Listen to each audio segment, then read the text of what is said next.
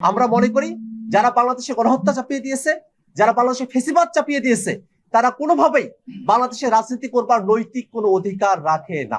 এনসিপির সদস্য সচিব আক্তার হোসেন জানিয়েছেন, বাংলাদেশের জাতীয় রাজনীতির স্বার্থে, বাংলাদেশের স্বার্থে অন্য কোনো দলের সঙ্গে তাদের জোট হলেও হতে পারে। পূর্বে সারা বাংলাদেশে জাতীয় নাগরিক পার্টি এনসিপির যারা নেতাকর্মীরা আছে, শুভাকাঙ্ক্ষীরা আছে, আমরা কাজ করে যাব বলেই আমাদের বিশ্বাস।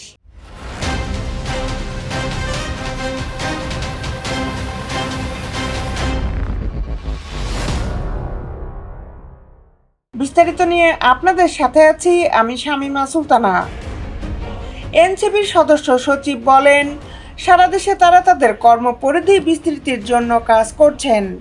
সেক্ষেত্রে তারা মনে করেন সামনে যে জাতীয় নির্বাচন আসছে, সেখানে জাতীয় নাগরিক পার্টি এককভাবে প্রতিদ্বন্দ্বিতা বা প্রতিযোগিতা করার সামর্থ্য রাখে। কিন্তু রাজনৈতিক পরিস্থিতি বিবেচনায় তখনকার মতো করে কর্মসূচি বা আদর্শের যদি মিল থাকে এবং যদি প্রয়োজন হয়, বাংলাদেশের জাতীয় রাজনীতির স্বার্থে, বাংলাদেশের স্বার্থে অন্য কোনো দলের সঙ্গে তাদের জোট হলেও হতে পারে। জোট হওয়ার যে বাস্তবতা, তা একেবারেই তারা নাকচ করছেন না। আবার জোট হয়ে যে নির্বাচন করবেন, এমন কোনো নিশ্চয়তার কথাও তারা বলছেন না। জাতীয় প্রতীক যেগুলো আছে, সেই প্রতীকগুলোর কথা সব থেকে বেশি এসেছে উদীয়মান সূর্য, বরং, বই, গাছ। বুধবার রাতে রংপুরের পীরগাছা বাজারে জনসংযোগকালে সাংবাদিকদের এক প্রশ্নের জবাবে এসব কথা জানান আক্তার হোসেন। এ সময় তিনি বলেন, নির্বাচনের সময় যখন ঘনিয়ে আসবে, দীর্ঘ সময় ধরে ফ্যাসিবাদ বিরোধী লড়াইয়ে যারা অংশগ্রহণ করেছেন এবং একই সঙ্গে আমাদের লক্ষ্য, উদ্দেশ্য, আদর্শ ও দেশের স্বার্থে যাদের সঙ্গে আমাদের মেলবন্ধন ঘটবে, অবশ্যই তাদের সঙ্গে আমাদের জোট হওয়ার বিষয়ে আলাপ আলোচনা হতে পারে।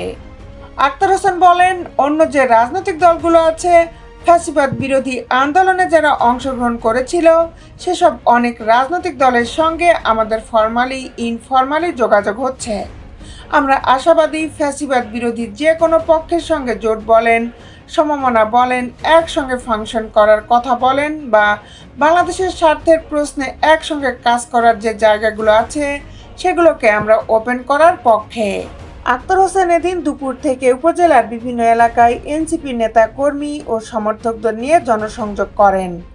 এ সময় বৈষম্য বিরোধী ছাত্র আন্দোলন রংপুর মহানগরের আহ্বায়ক ইমতিয়াজ আহমেদ ইমতি, এনসিপির পীরগাছা উপজেলার সংগঠক শামীম হোসেন, ফারদিন এহসান মাহিম, সোহেল তানভীর সহ প্রমুখ তার সঙ্গে ছিলেন। দেশ বিদেশের আপডেট নিউজ পেতে আমাদের সাথেই থাকুন। Justice television, Dhaka.